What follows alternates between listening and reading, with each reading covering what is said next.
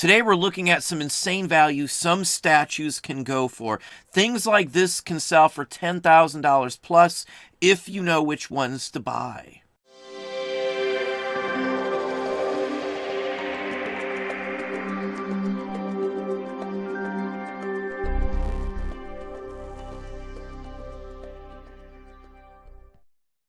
Hey, it's Don. Today we're going to talk about Buddhas, and I've got a few here just to show you a few examples. Now this one is made to be on a stand. Now the statue itself is extremely old. This is from the late 1800s, 19th century, and it has a more modernized stand on this piece here. This is a haul item. I actually picked this up thrifting out in the wild. This is hand carved. I think it's rosewood. It's a very spectacular piece. I only have a few bucks into it. It's something we've hung on to for a little while. These sorts of things can make you a ton of money. I am not kidding.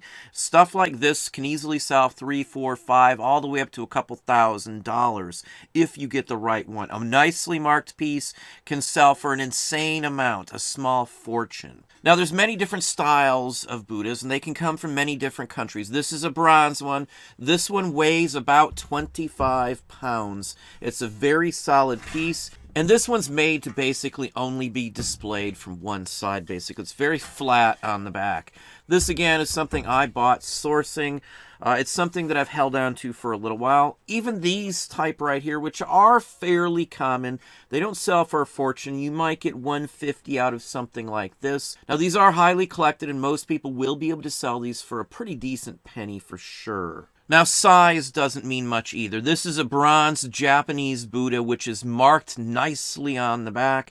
This one here could be worth a few $100s if the maker is correct. Again, this is a small bronze original Buddha from Japan. Nicely marked, Japanese characters all over, and it's signed by an artist. So things like this, size does not necessarily matter. Now, what also doesn't matter is if it's a complete one. This is just a Buddha head. This head dates back to the 19th century as well. One way to tell if these are vintage originals is if the hair is individually brazed or soldered onto the top of the head. If it's all individual pieces, those are usually older parts, older pieces, older statues, and they will almost always sell for a bunch of money. But you will find heads like this or big, large ones as well that can sell all on their own. Parts and pieces will sell just like anything else. Let's hop over and look at some of the insane values some of these can go for. Now, Buddhas can come from many different countries. There's many different styles, unique looks, and such forth, depending on the country that they are coming from. Whether it's Chinese like this one, Japanese, Taiwanese, Korean, all over the place you can find versions of them that do differ from country of origin across it. So here's a very nice one. This is an early bronze. This is made of multiple pieces put together. This is a fabulous one. It's a very, very early one. And you can see the price on here, over $12,000. Again, these are some bigger statues, this one here, but this is just to give you a little eye-opener. This is nowhere near what some of the top-end ones of these sell for. $50,000, $75,000, even more some vintage Buddhas can sell for. Again, it depends on the age, rarity, and the whole works on these. But these are out there. All the ones I showed you in the front were just some of the ones that we have kept and hung on to. I've had many, many Buddhas. I have many more Buddhas besides that do show up. Here's another Chinese, and this is from the Qing Dynasty. Just a fabulous piece. Lots of intricate pieces, well detailed, very nice form, nicely gilt bronze, the whole works. This is the type that you want to find. These sell in the neighborhood of $10,000 all of the time.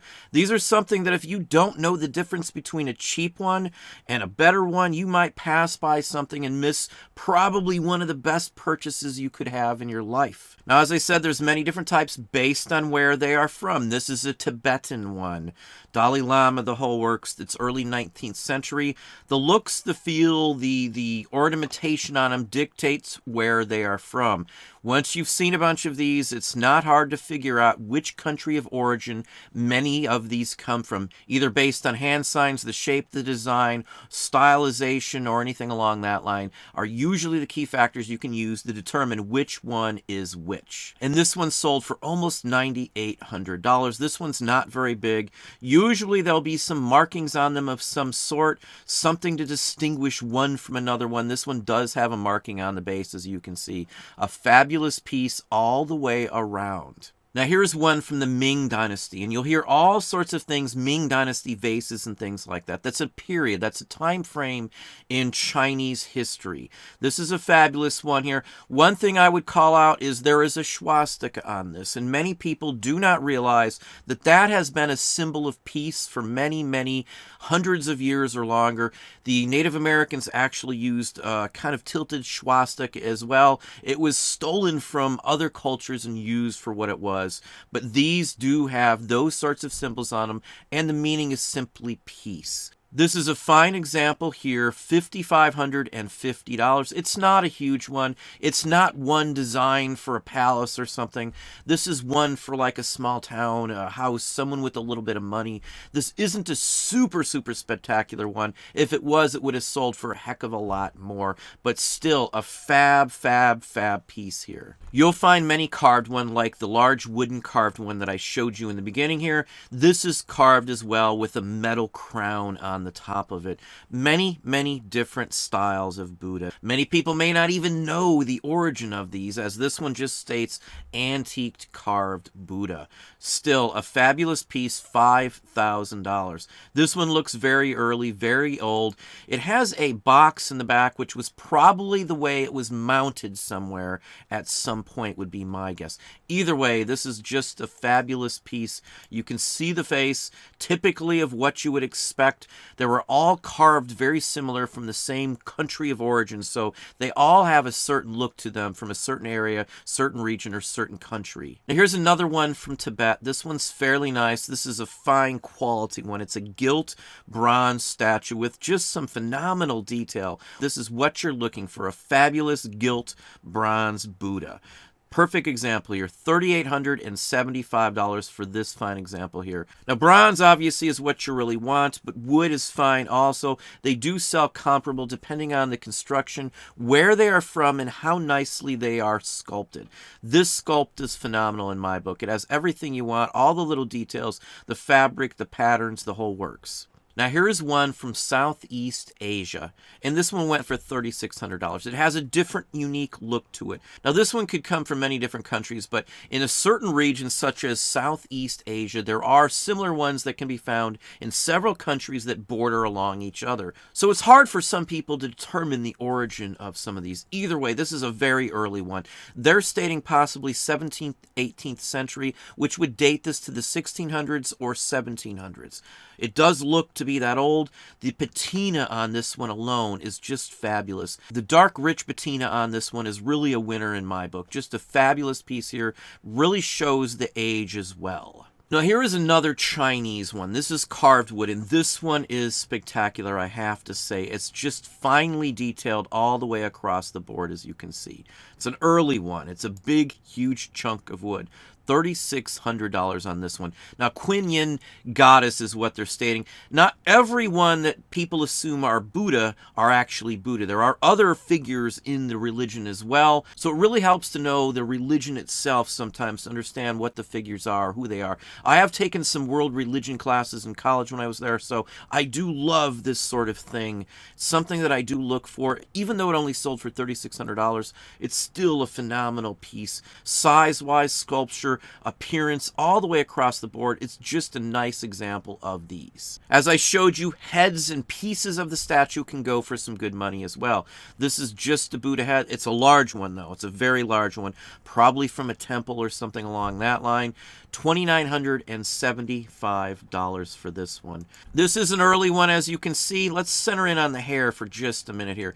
If you look close enough, you can see that every little curl, knob of hair on the head is a separate piece that has been hand welded, soldered, brazed, whatever technology they would have used to attach those to the figure. So parts and pieces will go either way you look at it. So if you're only finding a part, I've even seen arms, hands, and a broken figure with no head sell on eBay still for some real good money. One more area would be ceramic Buddhas, and I run into quite a few ceramic Buddhas. All the way up into the 60s, 70s, and 80s, you will find these happy Buddhas, lounging Buddhas as well. Now this is 1920s from China. You can tell kind of by the character, the design, and such forth on it. It's only something you usually find in China, this specific style. There are other similar ones from other countries, but not quite the same as this one. And one last one is a small one. As I said, small or large, it doesn't always matter in these. This is an early one. You can tell by the design, the construction.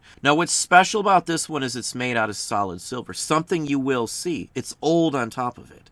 So you might find this and it might be pitch black in color because the patina has just darkened up to almost a black color. Many people won't even think anything of it when they see this thrown in a box of a bunch of metal. They'll think it's just junk. But there are silver ones, and as I said, the size doesn't matter usually on some of these fabulous ones. Markings can outweigh the size any day of the week if it's made by someone well known or tied to a certain age, certain region, or anything along that line. Almost $800 for this little one. It'll be heavy, and many people may assume that it's bronze or brass and it's just tarnished beyond belief. Hopefully that's a little eye-opener, but that's what I have for you today. Well, there we have it. Hopefully that gave you an idea, a thought. If you enjoyed the video, please hit that like button down below. You can also hit the bell icon to be notified if I post new content or go live. Subscribe and tell all your friends.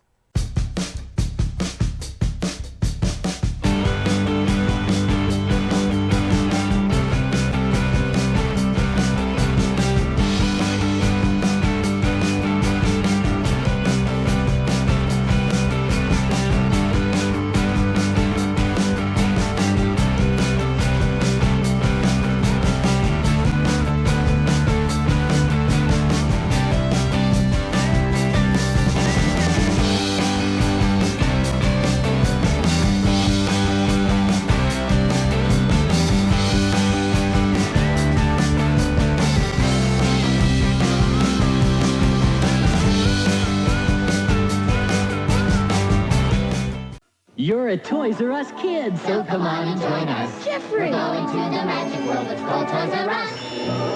It's a magical land, somewhere else we should go. When everything's at Toys R Us and prices are low. It's new and hot. It's a toy they've got. And the prices are hard to beat. You can search the whole world for Toys R Us kids know. It's the one and only place to go. More games, More toys. Oh, fun! It's the world